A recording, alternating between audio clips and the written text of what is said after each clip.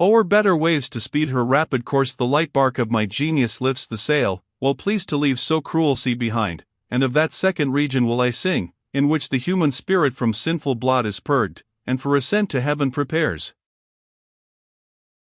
Hear, O ye hallowed nine!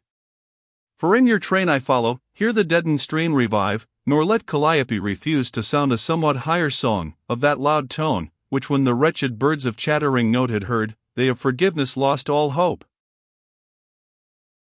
Sweet hue of eastern sapphire, that was spread o'er the serene aspect of the pure air, high up as the first circle, to mine eyes unwonted joy renewed, soon as I scapt forth from the atmosphere of deadly gloom, that had mine eyes and bosom filled with grief. The radiant planet, that to love invites, made all the Orient laugh, and veiled beneath the Pisces light, that in his escort came. To the right hand I turned, and fixed my mind on the other pole attentive, where I saw 4 stars ne'er seen before save by the ken of our first parents. Heaven of their rays seemed joyous. O thou northern sight, bereft indeed, and widowed, since of these depraved. As from this view I had desisted, straight turning a little towards the other pole, there from whence now the wane had disappeared, I saw an old man standing by my side alone, so worthy of reverence in his look, that ne'er from son to father more was awed. Low down his beard inmixed with hoary white descended, like his locks, which parting fell upon his breast in double fold. The beams of those 4 luminaries on his face so brightly shone, and with such radiance clear decked it, that I beheld him as the sun. Say, who are ye, that stemming the blind stream, forth from eternal prison house have fled? He spoke and moved those venerable plumes. Who hath conducted, or with lanterns sure lights you emerging from the depth of night, that makes the infernal valley ever black? Are the firm statutes of the dread abyss broken, or in high heaven new laws ordained, that thus, condemned, ye to my caves approach? My guide, then laying hold on me, by words and intimations given with hand and head, made my bent knees and I submissive pay due reverence, then thus to him replied. Not of myself I come, a dame from heaven descending, had besought me in my charge to bring. But since thy will implies, that more our true condition I unfolded large, mine is not to deny thee thy request. This mortal ne'er hath seen the farthest gloom. But erring by his folly had approached so near, that little space was left to turn. Then, as before I told, I was dispatched to work his rescue, and no way remains save this which I have ta'en. I have displayed before him all the regions of the bad, and purpose now those spirits to display, that under thy command are purged from sin.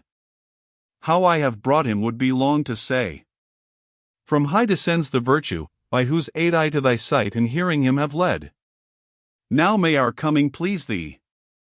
In the search of liberty he journeys, that how dear they know, who for her sake have life refused. Thou knowest, to whom death for her was sweet in Utica, where thou didst leave those weeds, that in the last great day will shine so bright. For us the eternal edicts are unmoved, he breathes, and I am free of minus power, abiding in that circle where the eyes of thy chaste Marcia beam, who still in look praise thee, O hallowed spirit. To own her shine. Then by her love we implore thee, let us pass through thy 7 regions, for which best thanks I for thy favor will to her return, if mention there below thou not disdain.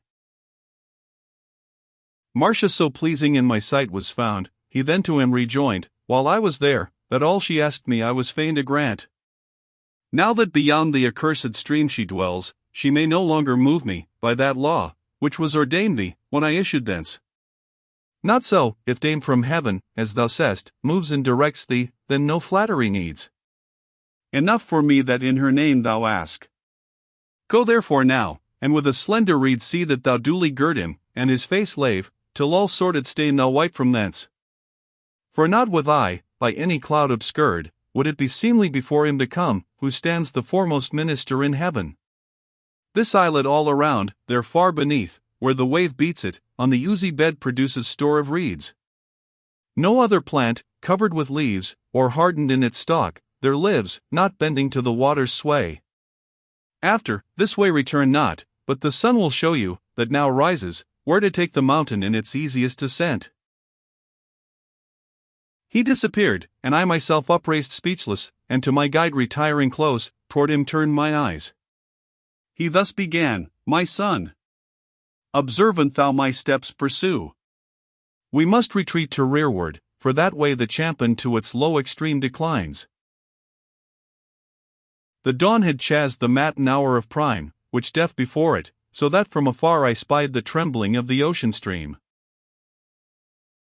We traversed the deserted plain, as one who, wandered from his track, thinks every step trodden in vain till he regain the path. When we had come, where yet the tender dew strove with the sun, and in a place, where fresh the wind breathed o'er it, while it slowly dried, both hands extended on the watery grass my master placked, in graceful act and kind. Whence I of his intent before apprised, stretched out to him my cheeks suffused with tears. There to my visage he anew restored that hue, which the dun shades of hell concealed.